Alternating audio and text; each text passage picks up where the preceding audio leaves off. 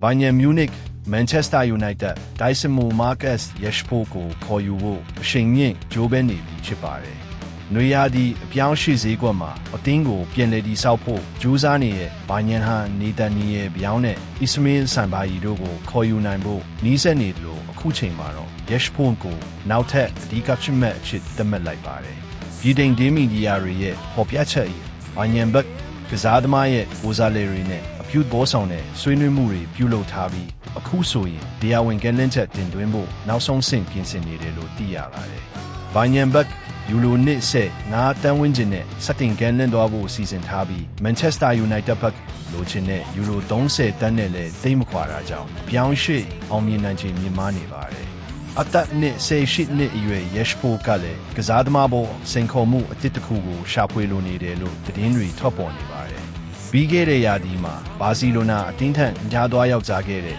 အင်္ဂလန်သားဟာအခုအချိန်မှာတော့သူ့ရဲ့နောက်ထပ်ခီးစဉ်ကိုရွေးချယ်ဖို့စဉ်းစားနေပြီဖြစ်ပါတယ်။မေးချင်တာကတော့